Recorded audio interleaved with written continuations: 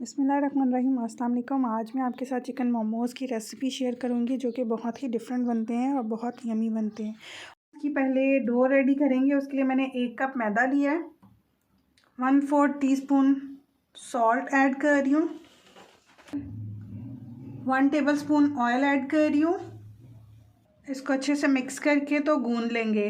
ना तो ज़्यादा हार्ड हमें डो बनानी है और ना ही ज़्यादा सॉफ्ट, नॉर्मल डो गूंदेंगे।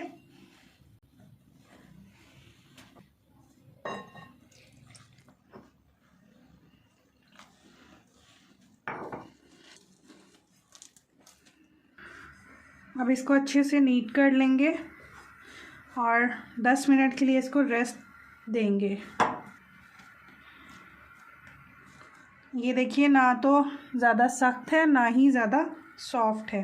इसको आप 10 मिनट गीले कपड़े से ढाँप के छोड़ देंगे। मोमोज़ के लिए चिकन की फिलिंग रेडी कर रही हूँ। उसके लिए मैंने 250 ग्राम्स यहाँ पर चिकन का कीमा लिया है। चेस्ट और थाई दोनों को मिक्स करवा लिया था।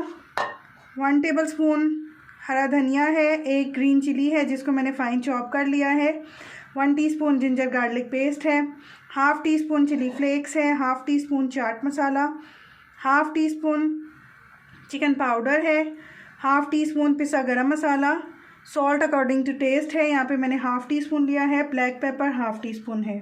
ये सब चिकन में ऐड कर देंगे। चटपटा करने के लिए मैं यहाँ पर 1 tablespoon chilli garlic sauce add कर रही हूँ। आपकी मर्ज़ी है, ये ऑप्शनल है, डालना चाहें तो डाल सकते हैं, स्किप करना चाहें तो स्किप कर सकते हैं। 1 टीस्पून मैं यहाँ पे सोया सॉस ऐड कर रही हूँ। अब ये सब कुछ अच्छे से मिक्स कर लेंगे। आप चाहें तो इसमें वेजिटेबल्स भी ऐड कर सकते हैं, कॉर्न्स डाल सकते हैं। आपको जो भी फिलिंग रेडी करनी हो आप रेडी कर सकते हैं और स्पाइसेस को कम ज़्यादा भी अपने हिसाब से कर सकते हैं। पेड़ा मैंने बना लिया है। अब इसको मैं बेल लूँगी रोटी की तरह से। बजाय इसके कि आप छोटे छोटे पेड़े बनाएं, सबको सेपरेट से बेलें, एक बड़ी सी रोटी बना के हम उसके फिर शेप कट कर लेंगे। ये देखिए, इतनी बड़ी रोटी कर ली है मैंने। कोई सा भी कटर ले लीजिए, उससे हम राउंड कटिंग कर लेंगे। आप गिलास ले लीजिए, कप ले लीजिए, जिससे भी आप कटिंग करना चाहें इजीली कट कर सकते हैं। ये देखिए, इस तरह से मैंने कट कर लिए सारे। जो एक्स्ट्रा है उसको आप दोबारा से बेल के इसी तरह से कट करके बना सकते हैं। अब हम मोमोज की फिलिंग करेंगे।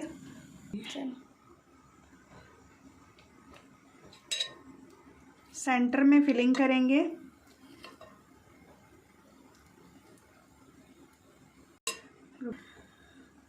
कॉर्नर्स पे पानी लगा लेंगे ताकि अच्छे से चिपक जाए, खुले नहीं हम जब इसको फोल्ड करेंगे तो। यूँ हाफ रखेंगे हम सेंटर से। ये देखिए किस तरह से मैं मोमोज़ की शेप बना रही हूँ। एक साइड से हम थोड़ा सा खींचेंगे और दूसरी साइड पे उसकी फोल्डिंग करते जाएंगे। इस तरह से सारी मोमोज़ की हम शेप देंगे। आप जिस तरह से मैं आपको बता रही हूँ इसी तरह से बनाएंगे तो आपकी मोमोज़ की शेप भी बहुत ही अच्छी बनेगी। ये देखिए, जिस तरह से इस पर चुन्नट डल रही है इसी तरह से सारे मोमो पे हम चुन्नट डालेंगे। और यही इसकी बस थोड़ा सा ट्रिकी होता है, लेकिन आप 1 से 2 दफ़ा बनाएंगे तो आपके मोमोज़ की शेप भी बहुत ही अच्छी बनेगी। इसको अच्छे से चिपका लेंगे। ये देखिए, इसी तरह से मैं आपको एक और बना के दिखाती हूँ। कॉर्नर पे पानी लगाएंगे और इसको हम राउंड करके दोनों कॉर्नर्स को आपस में चिपका देंगे। इस तरह की जो शेप दी जाती है उनको डंपलिंग कहा जाता है। एक मोमोज़ की शेप में और आपको बना के दिखाती हूँ। सेंटर में फिलिंग करेंगे, कॉर्नर्स पे पानी लगा लेंगे ताकि हमारे मोमोज़ खुले नहीं। एक साइड पर पानी लगाएंगे, इसको यूँ करके पकड़ेंगे, टेढ़ा करेंगे। ये देखिए,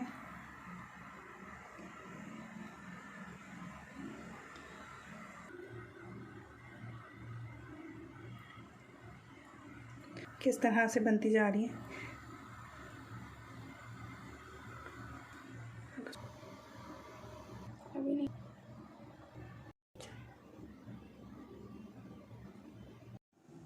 10 मिनट हो गए मुझे पानी को स्टीम करने रखा हुआ है मैंने।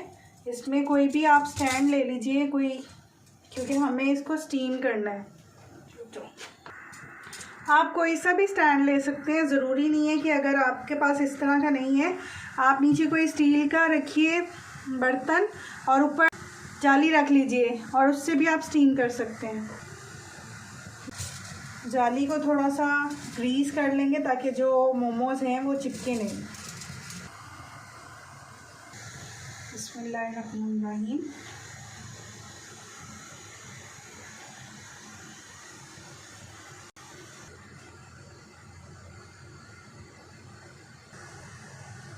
अब मैं इसको 10 मिनट के लिए ढाँप के स्टीम होने दूंगी। 10 से 12 मिनट हो चुके हैं मोमोज़ को स्टीम होते हुए। अब मैं इसको चेक करूंगी। माशाल्लाह से मोमोज़ हमारे बिल्कुल रेडी हैं। अब मैं इनको सर्विंग डिश में निकाल लूँगी। मोमोज़ के ऊपर जो शाइनिंग आ रही है उसका मतलब है कि मोमोज़ हमारे बिल्कुल रेडी हो चुके हैं। इनके ऊपर की शीट्स भी बिल्कुल रेडी हैं और चिकन तो ऑलमोस्ट 5 से 7 मिनट लेता है कुक होने में। अब मैं इनको चिली गार्लिक सॉस के साथ सर्व करूँगी। अगर आपको मेरी रेसिपी अच्छी लगे तो लाइक कीजिए, कमेंट सेक्शन में ज़रूर बताइएगा और आप सबसे रिक्वेस्ट है प्लीज़ मेरे चैनल को सब्सक्राइब कीजिए और मेरी वीडियो को ज़्यादा से ज़्यादा शेयर कीजिए।